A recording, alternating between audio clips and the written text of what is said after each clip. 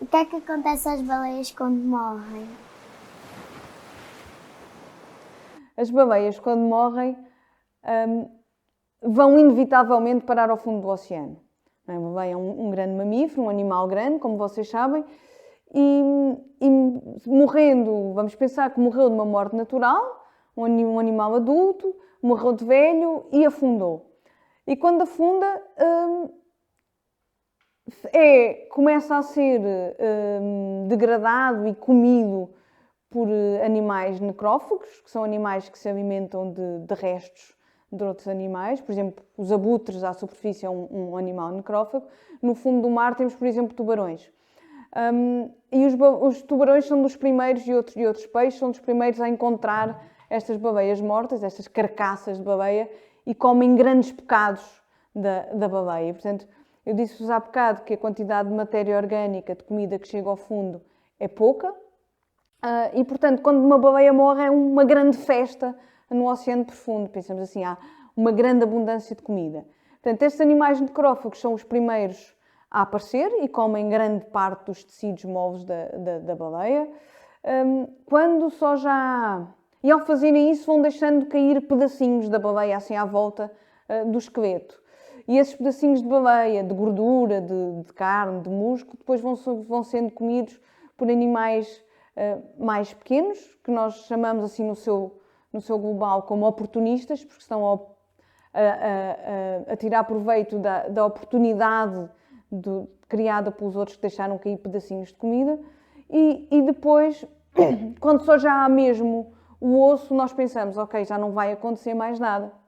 Mas não, e isto é que é de facto muito interessante quando nós estudamos carcaças de baleia, é que as vértebras das baleias, como de qualquer outro mamífero, são muito ricas em gordura.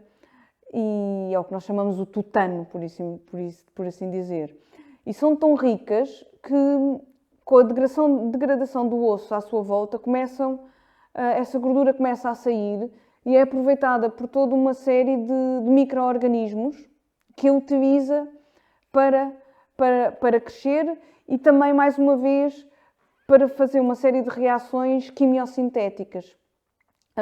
Mais uma vez, há toda uma série de processos químicos em que bactérias realizam quimiossíntese, como nas fontes hidrotermais, que por sua vez alimentam todo um novo tipo de animais que só já vive nesta carcaça de baleia quando só já há os ossos.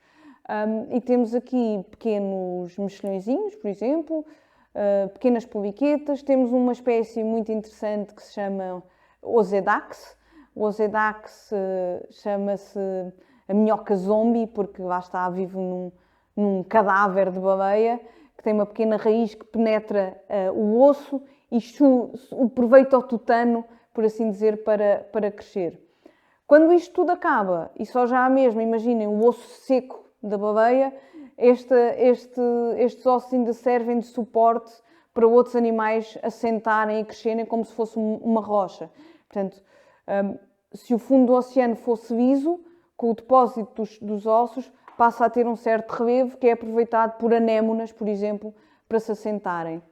E, portanto, há toda esta sucessão de eventos, depois de uma baleia morrer, que pode durar, dependendo do tamanho da baleia, obviamente, pode demorar até 250 anos. Portanto, se uma baleia durar 100 anos de vida, depois de morrer ainda fornece substrato e energia para mais 250 anos de vida. Portanto, quando nós pensamos num animal que morre, o seu contributo para a vida no planeta não acaba aí, e este é um exemplo exemplar disso.